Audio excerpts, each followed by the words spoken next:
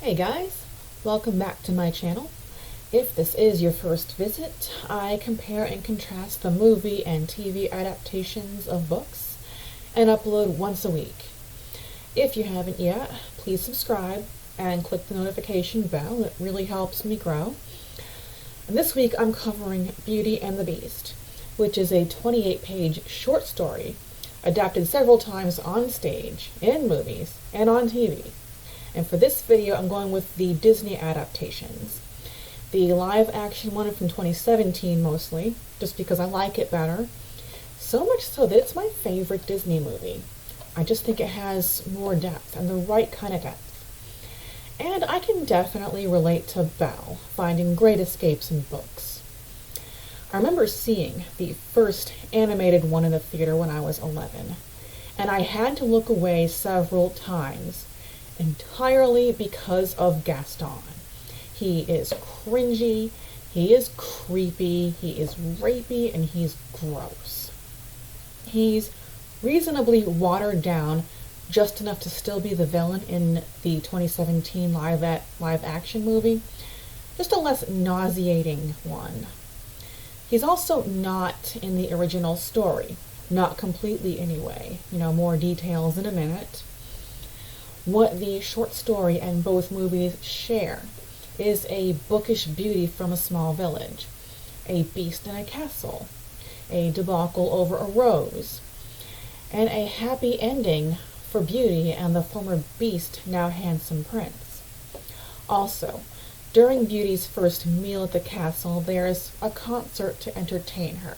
So, I guess the "Be Our Guest" scene is accurate from the source. And speaking of Be Our Guest, the character of Lumiere is a well-casted role in both movies. Do we have any Star Wars fans in the house?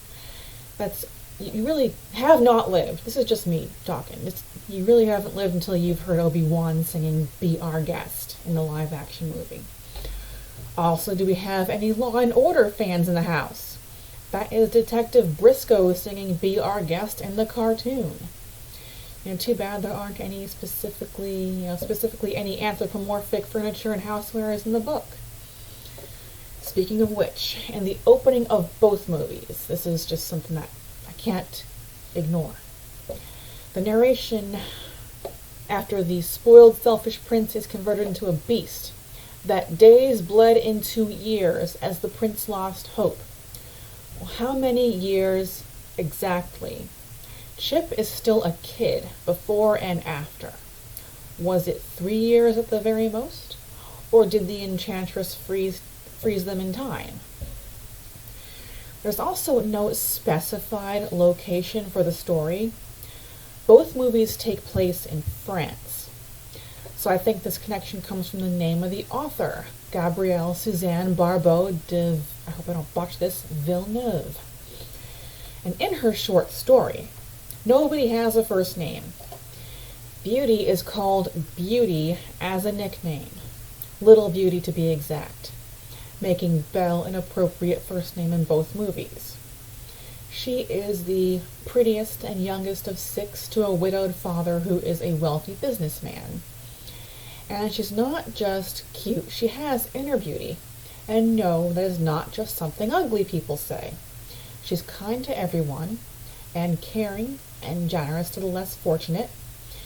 She has 3 brothers who don't get much focus in the story, and 2 older sisters who possess the crappy character displayed by Gaston and the pre-beast prince in both movies.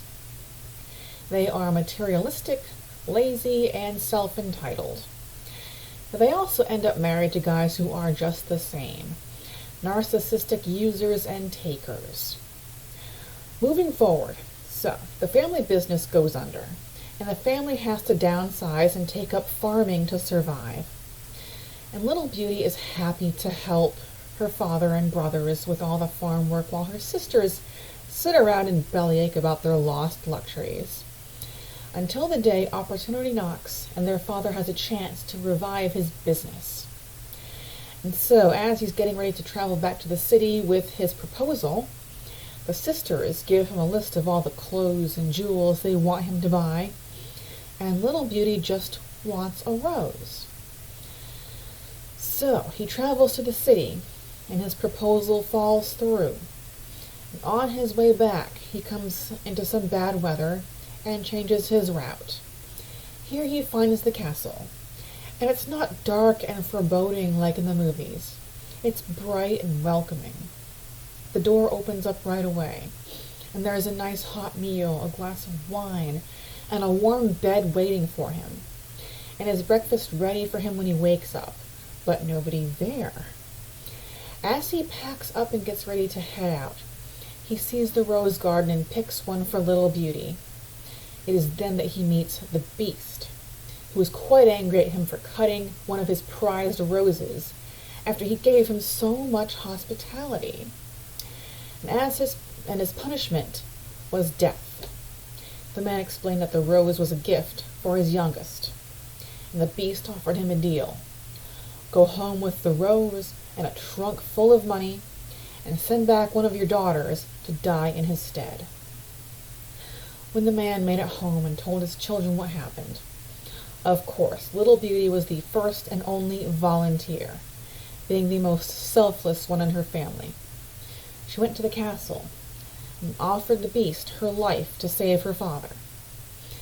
Instead of putting her to death, the Beast gave her a glamorous suite in the castle, the entire library, and feasts and concerts in her honor, and asked her to marry him. She told him that she didn't want to marry him just because he had a castle and had spoiled her rotten, and declared him officially friend-zoned. He let her go back to her family, where she found that her father was alone. Her brothers had, gone off and made their own lives, and her sisters married trolly, narcissistic guys. And it was in her solitude that Beauty realized she missed the Beast, and really had given her heart to him. She went back to the castle and found him dying of a broken heart. And it was her love for him that saved him just in time and turned him back into a prince. And the enchantress behind it all came forward and explained it all. She turned him back into a prince after he learned selflessness. And also to reward her for her kind nature, made her his queen. And just like in both movies, they got their happily ever after. And thus concludes the tale as old as time. Thank you so much for watching. Please leave a comment and smash the like button. And I'll see you back next week for Firestarter.